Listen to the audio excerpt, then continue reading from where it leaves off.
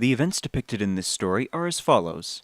The Imperial Era is the overarching event containing the secondary event, the Galactic Civil War, which itself contains three events: the Battle of Hoth, the escape from Cloud City, and the duel on Cloud City. Other events are mentioned as having happened in the past, so let's begin our lesson. The Imperial Era, also known as the Age of the Empire, is the main overarching event in the story, containing the Galactic Civil War. The Galactic Empire is ruled over by the Emperor, with high-ranking officials including Darth Vader. The Galactic Empire has been around for an unknown number of years, yet we know it replaced a government known as the Old Republic. They destroyed an organization known as the Jedi, leaving very few survivors. At this time, the Empire was being opposed by the Rebel Alliance, who wished for the Old Republic to return. The Galactic Civil War was the major conflict that encompassed the galaxy, fought between the reigning Galactic Empire and the small Rebel Alliance, who were fighting to restore the Old Republic. Three new events have been revealed to have took place during the war: the Battle of Hoth, the escape from Cloud City, and the duel on Cloud City. It is unknown when the war began, but we know that it has been going for a while, given that the Empire has been pursuing the rebels across the galaxy for at least 3 years. The Battle of Hoth occurred in the year 3 ABY during the Galactic Civil War on the planet Hoth. The rebels during the battle were led by General Carlist Raikin, Commander Leia Organa, Major Brett Derlin, and Rogue Leader Commander Luke Skywalker.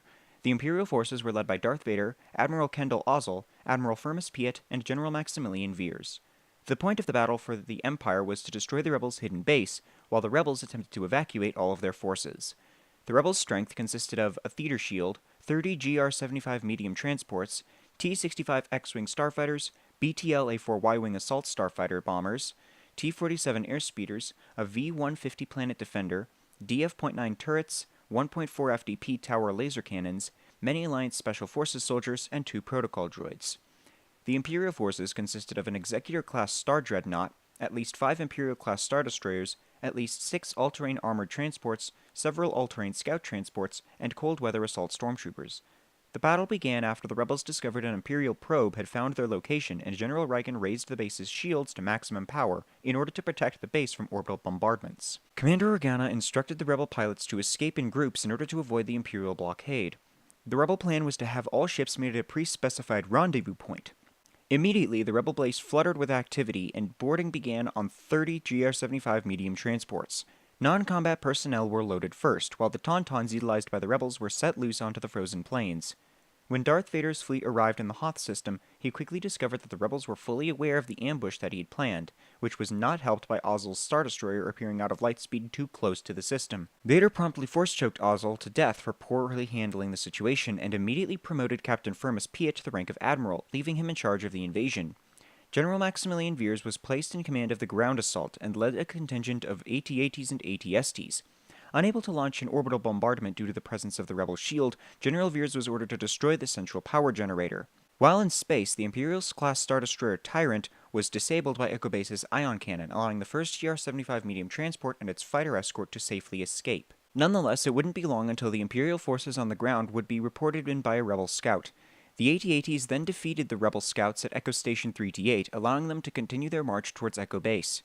Rebel ground forces attempted to hold the line against the Imperial walkers in recently dug trenches dotted with numerous DF.9 turrets and the concentrated blasts of 1.4 FDP tower laser cannons, but were met with little success due to the near-impervious armor that was utilized by the AT-ATs. With Rebel air support now engaging the walkers, the Imperial advance slowed somewhat. With T-47 airspeeders flying out of Echo Base's hangar to meet the approaching army, they soon realized that the AT-AT's armor was impervious to their blasters. While a single shot from an AT-AT destroyed one of the Rebel airspeeders, Rogue Squadron, led by Luke Skywalker and Wedge Antilles, were able to utilize T-47 airspeeders to somewhat halt the march of the Imperials. Antilles, aided by his gunner Wes Jansen, were able to inventively use their T-47's tow cables to topple an AT-AT before blowing it to smithereens in its weakened state. Unfortunately, Skywalker's own snowspeeder was blasted by an AT-AT, killing his co-pilot Dak Ralter and leaving him stranded on the ground once his ship crashed and was subsequently crushed. Skywalker was able to attach himself to the nearby AT-AT, and by utilizing his hoist cable, his lightsaber, and a thermal detonator, another AT-AT was brought to a screeching halt.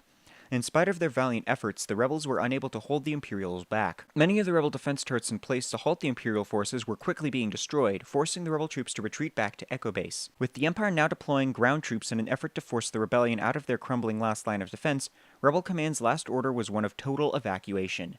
Upon reaching firing range of Echo Base's power generator, Veers and his AT-AT managed to annihilate the generator, leaving Echo Base vulnerable to an orbital bombardment and allowing for the arrival of Lord Vader's shuttle.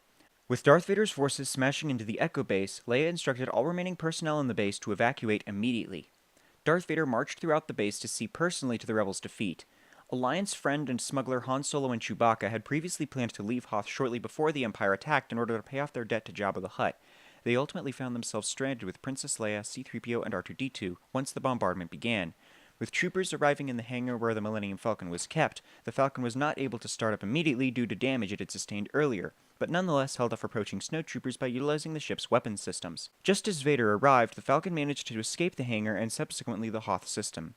Despite most of the remnants of the Rebellion's troops on Hoth managing to escape, the Alliance fleet and Alliance High Command would be temporarily scattered, leaving many of the leaders of the Rebel Alliance separated from their forces and without orders. Luke Skywalker was able to make his way back to Echo Base before the Empire destroyed it and took off in an X-Wing. Luke then chose not to go to the rendezvous point in order to find Jedi Master Yoda per Obi-Wan's request. Meanwhile, Solo and his group were unable to go to Lightspeed due to engine trouble and were forced to flee from the Imperial fleet by other means. Casualties of the conflict include the protocol droid K-3PO, at least 5 airspeeders, several Rebel defense turrets, many Rebel troopers, and 17 GR-75 medium transports for the Rebels, with Admiral Ozzel, 1 Imperial-class Star Destroyer, 3 AT-ATs, and several cold-weather assault stormtroopers for the Empire. The escape from Cloud City took place in the year 3 ABY during the Galactic Civil War on the planet Bespin. It was fought between the Rebel Alliance and Bespin Guards against the Galactic Empire. The leaders for the rebels included Commander Leia Organa and Barrett Administrator Lando Calrissian, with Lobot leading the Bespin Guards. The Imperial leaders were Darth Vader, Admiral Firmus Piet, Boba Fett, and Lieutenant Shekel. The rebels' strength consisted of 7 rebels, a YT-1300 light freighter, and multiple Bespin Guards. The Imperial strength consisted of an Executor-class Star Dreadnought, multiple stormtroopers, and 3 TIE LN Space Superiority fighters. As part of a plot to capture Luke Skywalker, Darth Vader led the Imperial military to Cloud City, a Tabana gas mine. The Dark Lord of the Sith laid a trap for Skywalker and dueled to the fledgling Jedi in an attempt to capture him. At the same time, members of the Rebel Alliance fought to rescue Han Solo from the clutches of the bounty hunter Boba Fett, who was working for Jabba the Hutt, and escape from Cloud City. They were unable to rescue Solo, who had been frozen in carbonite as part of Vader's plot, but they were able to fight their way past stormtroopers and escape from the city aboard the Millennium Falcon. The rebels, along with the city's Baron Administrator Lando Calrissian, briefly returned in order to rescue Skywalker, who was injured in his duel with the Dark Lord, before evading the Imperial Navy and making the jump into hyperspace to rejoin the Alliance fleet. Casualties of the conflict include the capture of Han Solo for the rebels and multiple stormtroopers for the Empire. The duel in Cloud City was a duel that occurred in the year 3 ABY on the planet Bespin between the Jedi learner Luke Skywalker and the Imperial leader Darth Vader. After failing to capture Luke Skywalker during the Battle of Hoth, Darth Vader set a trap for Skywalker on Cloud City. He captured Han Solo and Leia Organa to torture them, hoping to lure Skywalker out of hiding. Skywalker saw a vision of his friends suffering while on Dagobah, where he trained with Jedi Master Yoda and rushed to Cloud City to help them. When he arrived, Skywalker briefly encountered Imperial troops and Boba Fett, who was taking a carbon-frozen Solo to his ship. Skywalker avoided the enemy forces and made his way to the carbon freezing chamber and found Vader waiting for him, and the two engaged in a lightsaber duel throughout the chamber. The duel progressed through the city's processing vein and onto a maintenance catwalk where Vader disarmed Skywalker by slicing off his weapon hand. He then tempted the young Jedi apprentice to join him and embrace the dark side of the Force. When Luke refused, Vader revealed that he was the boy's own father. Rather than allow himself to be captured, Skywalker threw himself off the platform where they had fought, before landing and hanging helplessly at the bottom of the city. Skywalker was rescued by Organa, Chewbacca, and Lando Calrissian in the Millennium Falcon before returning to the Rebel fleet.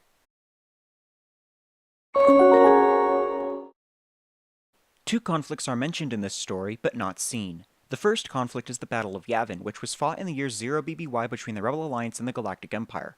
For a full summary of this conflict, see Episode 1 of this series. No new information is added about this event.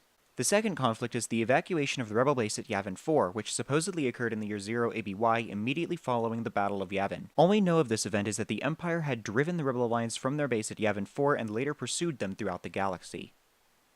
This concludes this Star Wars history lesson. I hope you've enjoyed and found it informative.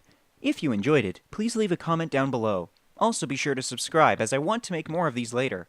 If any of you are confused as to why I didn't give information as is currently known now, that's because, like before, I decided to do this as if the movie had just come out. Thank you all for watching, and remember... The Force will be with you, always.